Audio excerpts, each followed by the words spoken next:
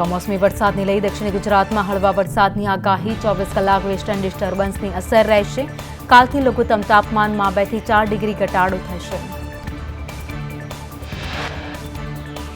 આવતીકાલથી ઠંડીમાં વધારો થશે. સુરત, નવસારી, ડાંગમાં હળવા વરસાદની આગાહી. તાપી, વલસાડ, દમણમાં હળવા વરસાદની આગાહી કરાઈ. ઉત્તરથી ઉત્તર પૂર્વના પવન ફૂંકાતા ઠંડી વધશે.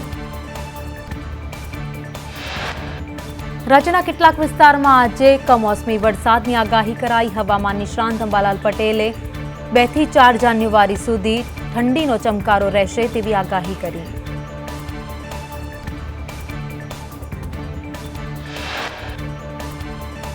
તો રાજ્યમાં હવે ઠંડીની શરૂઆત થશે તો પર્વતીય પ્રદેશોમાં ભારે બરફવર્ષા થશે. ઉત્તર ભારતમાં શીતલહેરથી ગુજરાતમાં ઠંડી વધશે. 4 જાન્યુઆરી બાદ નબળો પશ્ચિમી વિક્ષેપ આવશે. ઉત્તર અને મધ્ય ગુજરાતમાં ઠંડીનો ચમકારો રહેશે. જૂનાગઢ, મોરબી, રાજકોટમાં ઠંડીનો ચમકારો અનુભવાશે. કચ્છના નલિયામાં ઠંડા પવન ફૂંકાશે.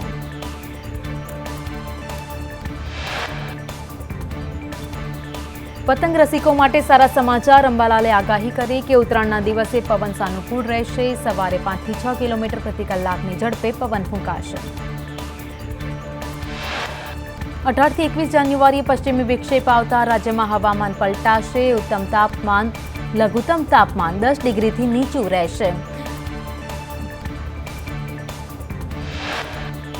સુરત શહેરના વાતાવરણમાં પલટો આવ્યો. હજીરા વિસ્તારમાં કમોસમી વરસાદી છાંટા પડ્યા. વરસાદને પગલે ખેતી પાકમાં નુકસાનની ભીતિ. કેરીના પાકને સૌથી વધુ નુકસાનની શક્યતા. રાજકોટના ન્યારા ગામમાં માવઠાથી નુકસાન. કમોસમી વરસાદથી ખેતી પાકને નુકસાન. ખેતરમાં ઘઉં, ધાણાના પાકને નુકસાન. નવસારી જિલ્લાના વાતાવરણમાં પલટો આવ્યો. વાદળછાયા વાતાવરણ વચ્ચે વરસાદી માહોલ. નવસારી જિલ્લામાં કેટલાક સ્થળે વરસાદી છાંટા પડ્યા. અમદાવાદ શહેરની હવા ઝેરીલી બની. વિવિધ વિસ્તારોમાં હવાનું પ્રદૂષણ 200 જેટલું નોંધાયું. થલતેજમાં 196 એક્યુઆઈ. ભારતમાં 15 ઓગસ્ટ 2027ના રોજ પ્રથમ બુલેટ ટ્રેન દોડશે. રેલવે મંત્રી અશ્વિની વૈષ્ણવે કરી જાહેરાત. રેલવે મંત્રીએ કહ્યું, બુલેટ ટ્રેનની ટિકિટ ખરીદી લો.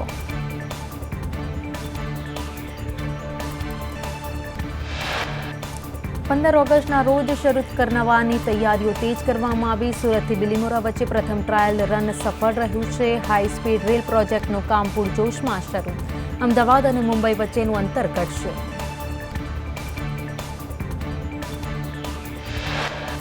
દેશની પ્રથમ વંદે ભારત સ્લીપર ટ્રેન કોલકાતા અને ગુવાહાટી વચ્ચે શરૂ થશે. પીએમ મોદી આગામી દિવસમાં લીલી ઝંડી આપશે. વિમાન કરતાં પણ ઓછું હશે મુસાફરીનું ભાડું. દાંતાના રાજવીને પૂજાનો અધિકાર ચાલુ રાખવા કડાણામાં આવેદનપત્ર અપાયું. સમસ્ત સનાતન હિન્દુ સમાજનું મામલતદારને આવેદન. કોર્ટે લગાવી હતી રાજવી પરિવારની નવરાત્રિની પૂજા પર રોક.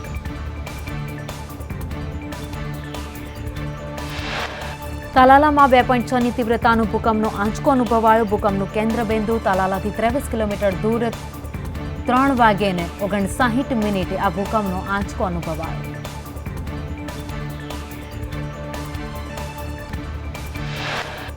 રાજકોટ સિવિલમાં દવાઓનો અપૂરતો સ્ટોક, મશીન બંધ અને એમ્બ્યુલન્સની અછતને લઈ રજૂઆત. કોંગ્રેસ નેતાએ કલેક્ટરને કરી રજૂઆત.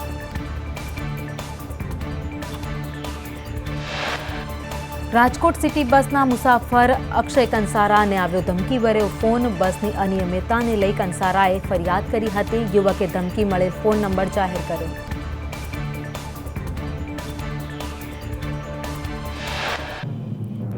વડોદરામાં યોજાનારી ભારત ન્યૂઝીલેન્ડની મેચ પર BCA પર ટિકિટોના કાળા વિચારનો NSUIનો વિરોધ. ગણતરીની મિનિટોમાં ઓનલાઈન ટિકિટ વેચાઈ જાય છે. નિરાકરણ નહીં આવે તો આંદોલનની ચીમકી. સુરેન્દ્રનગરમાં ઈડી રેડ કેસનો આરોપી ચંદ્રસિંહ મોરી જ્યુડિશિયલ કસ્ટડીમાં મોકલાયો. રિમાન્ડ પૂર્ણ થતાં આરોપીને ઈડી કોર્ટમાં રજૂ કરાયો. ઈડીને આરોપીની દિલ્હીમાં પૂછપરછ કરી.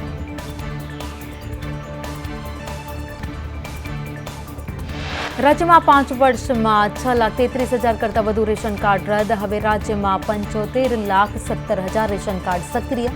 ડિલીટ થયેલા રેશન કાર્ડના આંકડા સામે આવ્યા.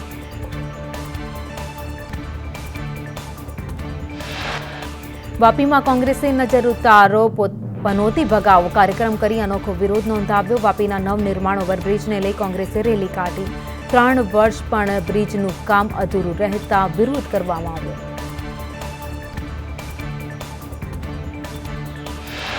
ગણેશ ગોંડલના જન્મદિવસે રાજુ સોલંકી હાજર. વિરોધ કરનારે રાજુ સોલંકીનો જવાબ તોડબાજ ગેંગની વાતોમાં ન આવવા અપીલ કરી. એસી સમાજ ગણેશ ગોંડલની સાથે. રાજુ સોલંકીએ વધુમાં કહ્યું, ગેરસમજ ઊભી કરનાર સાવધાન. ઓડિયો ક્લિપ મામલે રાજુ સોલંકીએ કહ્યું કે વાયરલ વિડીયો 2-3 મહિનાનો જૂનો છે.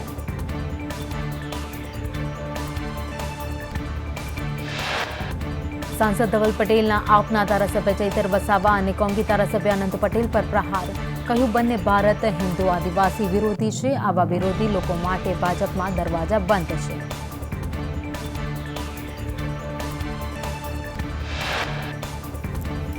સાંસદ ધવલ પટેલે કહ્યું, ચૈતર વસાવા અને અનંત પટેલની સાંઠગાંઠ છે. કોંગ્રેસ 2027માં હારવાની છે. અનંત પટેલ આપમાં જવા કૂદકા મારે છે. એમને આદિવાસી માટે કોઈ જ લેવા દેવા નથી. છોટાઉદેપુરમાં ધારાસભ્ય જયંતિ રાઠવાના આગેવાનો પર પ્રહાર. કેટલાક આગેવાનો પબ્લિક ભેગી ન થવાના પ્રયાસ કરે છે. જયંતિ રાઠવાએ જણાવ્યું કે ખભેથી ખભો મિલાવી પાર્ટીને મજબૂત કરો. બગદાણામાં બાપા સીતારામ આશ્રમના સેવક નવનીત બાલગિયાના પર હિચકારો હુમલો કરવામાં આવ્યો. લોક સાહિત્યકાર માયા આહિરના દીકરા જયરાજે હુમલો કરાવ્યાનો આક્ષેપ.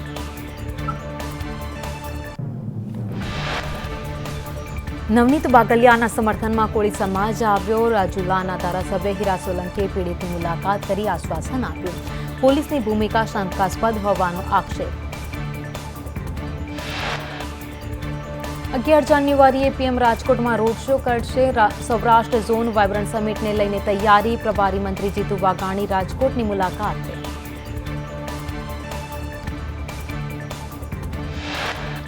રાજકોટમાં 11, 12 અને 13 જાન્યુઆરીએ વાયબ્રન્ટ સમિટનું આયોજન. મારવાડી યુનિવર્સિટીમાં સૌરાષ્ટ્ર ઝોન વાયબ્રન્ટ સમિટ યોજાશે.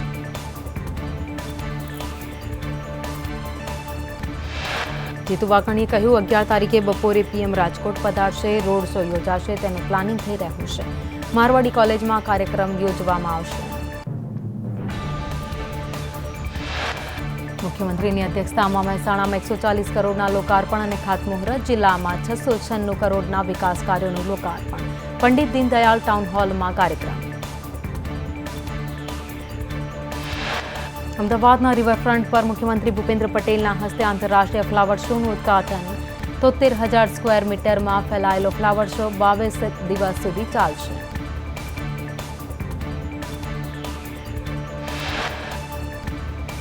આંતરરાષ્ટ્રીય ફ્લાવર શોમાં 48 પ્રકારના ફૂલના 10 લાખ પ્લાન્ટથી સુશોભન કરાયું. ફ્લાવર શોની મુખ્ય થીમ ભારત એક ગાથા. ફ્લાવર શોમાં સરદાર વલ્લભભાઈ પટેલનું ફૂલ ચિત્ર બનાવાયું. અમદાવાદના આંતરરાષ્ટ્રીય ફ્લાવર શો સતત 3જા વર્ષે ગિનિસ બુક ઓફ વર્લ્ડ રેકોર્ડમાં એન્ટ્રી. ફ્લાવર શોમાં 30 મીટરનું ફ્લાવર જે મંડળ બનાવવામાં આવ્યું છે તેને લઈ આ એવોર્ડ આપવામાં આવ્યો છે. સરદાર વલ્લભભાઈ પટેલનું ફૂલ ચિત્ર પણ બનાવાયું. પાટણમાં ઠાકોર સમાજની બેઠક યોજાઈ. કુરિવાજોને દૂર કરવા અનેક મહત્વપૂર્ણ નિર્ણય. 16 જેટલા નવા નિયમો જાહેર કરવામાં આવ્યા. ભાગીને લગ્ન કરનારને સમાજ સ્વીકારશે નહીં. લગ્ન પ્રસંગમાં ડીજે સનરૂફ ગાડી પર પ્રતિબંધ. લગ્ન લખવાની પ્રથા, હલ્દી, ઓઢામણા જેવી પ્રથાઓ બંધ. જમણવારમાં એક જ મીઠાઈ પીરસવાનો નિર્ણય.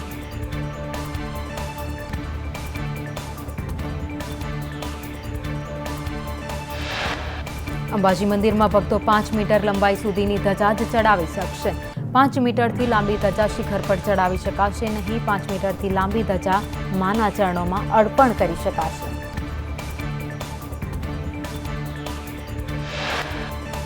ધોરણ 10-12 બોર્ડના વિદ્યાર્થી માટે અમદાવાદ જિલ્લા શિક્ષણાધિકારીએ પરીક્ષા પૂર્વે પ્રશ્ન બેંક લોન્ચ કરી.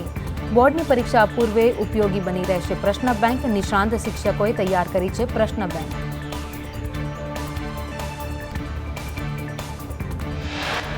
ભુજ આરટીઓ સર્કલ અને ફાયર સ્ટેશન પાસેથી ગેરકાયદે દબાણ દૂર કરાયા. દુકાનની બહારના પતરાના શેડ તોડી પાડવામાં આવ્યા. ફૂટપાથના ગેરકાયદે બાંધકામ તોડાયા.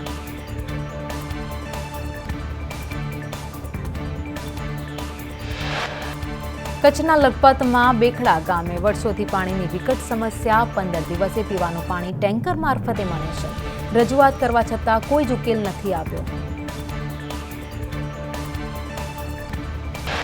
શેરબજારમાં રોકાણના નામે ફ્રોડમાં ઈડી 110 કિલો ચાંદી, 1.296 કિલો સોનું જપ્ત કર્યું. 39.7 કિલો જ્વેલરી સહિત 4.5 કરોડનો મુદ્દામાલ જપ્ત.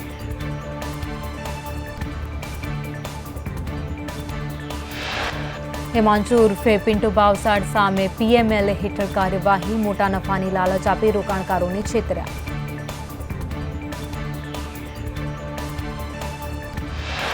રાજકોટ સિવિલમાં ડોક્ટર પર હુમલો કરનાર જયદીપ ચાવડા ઝડપાયો. પ્રદ્યુમનનગર પોલીસે જયદીપ ચાવડાની ધરપકડ કરી. ડોક્ટર પાર્થ પંડ્યા પર હુમલો કરી આરોપી ફરાર હતો.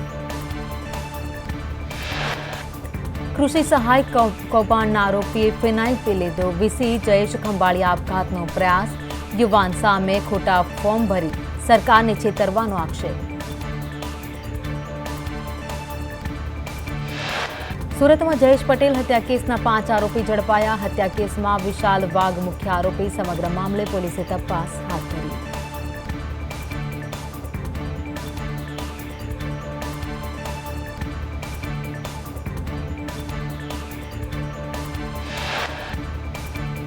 સુરતના અમરોલીમાં ડ્રગ્સ રેકેટનો પર્દાફાશ. વોટ્સએપ, ઇન્સ્ટા, સ્નેપચેટથી ડ્રગ્સ રેકેટ ચાલતું હતું. છાપરા વાઠા રોડ પરથી જીલ ઠુમ્મરની ધરપકડ કરાઈ.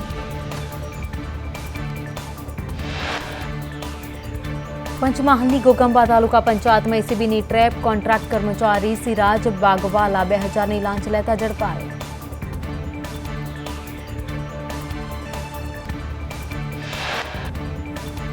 જેતપુરના ધોરાજી રોડ પર દેશી દારૂના અડ્ડા પર મહિલાઓની જનતા રેડ. જનતા રેડમાં દેશી દારૂની પોટલીઓ મળી. દારૂનું વેચાણ બંધ કરવા સ્થાનિકોની માંગ.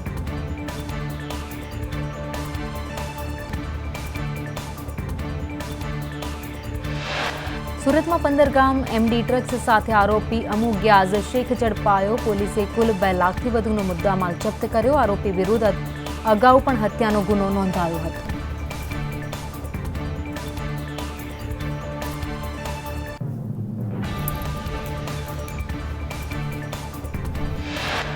સુરતના લિંબાયતમાં યુવકની નજીવી બાબતે ચપ્પુના ઘા ઝીકી હત્યા થતાં એટ્રોસિટીનો ગુનો દાખલ કરવા પરિવારની માંગ. પરિવારે ડેડ બોડી નહીં સ્વીકારવાની ચીમકી ઉચ્ચારી. સુરતમાં એક દિવસમાં 2 હત્યા. સુરતમાં હેડ કોન્સ્ટેબલ લાંચ લેતા રંગે હાથ ઝડપાયો. દારૂનો ધંધો કેમ કરે છે તેમ કહી લાંચ માંગી. એસીબીએ હેડ કોન્સ્ટેબલને ઝડપી પાડ્યો.